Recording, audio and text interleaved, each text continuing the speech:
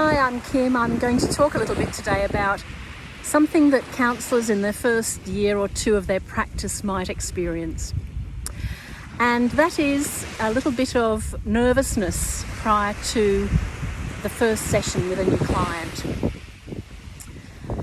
And often the counsellor comes to supervision and wonders towards the end of some work with the client whether they've been helpful. All these very common and understandable reflections. And so I thought I'd share something I do unpack about how a counsellor feels in themselves around a first session with a new client. So most people will say things like they're feeling a bit anxious or nervous.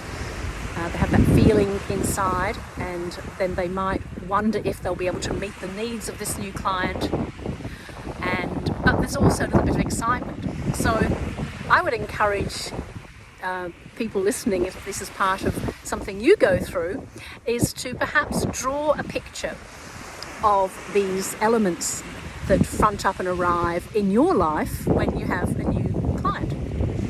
So even if you're not a very good artist, you could draw a little scenery, whether it's mountains or rivers or whatever, and draw some characters in there. They might be animal characters or people characters, but the characters, if you like, that show up in your life when you have those kind of doubts around that first session. So you might give the first one an externalized name, such as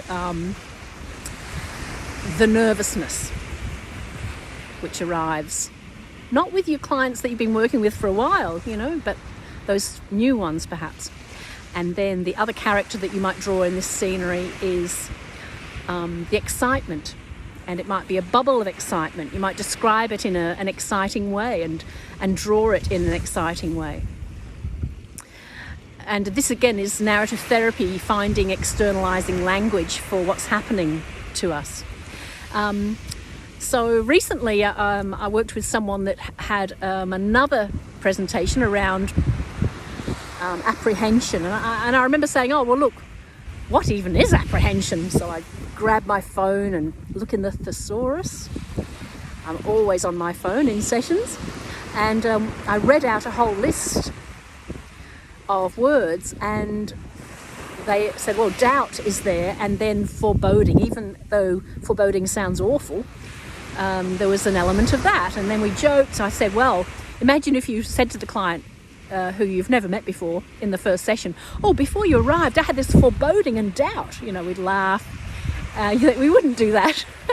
But it's there. They named it as present, this foreboding, and how they're more cognitive, whereas this nervousness, you can feel it almost like in the nerves, in the body, and the bubble of excitement, one feels it in the cheeks and the body, but that doubt and foreboding is more of a cognitive, mental narrative.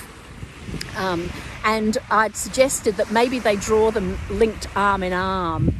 But in fact, those qualities are all quite balanced. Bit of heart stuff, bit of belly stuff, and bit of head stuff, and that's all. That's quite a good balance. If you've got three friends off on an expedition, you'd want one to be the thinker, and one to be the one that's holding the hope in their heart, and the other to maybe have a few worries.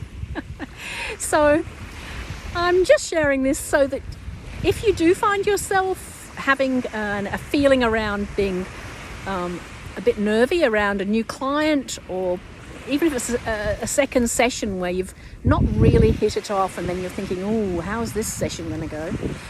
That perhaps you can use externalizing language, maybe draw a picture, and then remember that nothing stays the same. So be curious the next time you have a new client to see which one of them's holding the trophy, or which one of them's more prominent, or find a way to talk to each of them.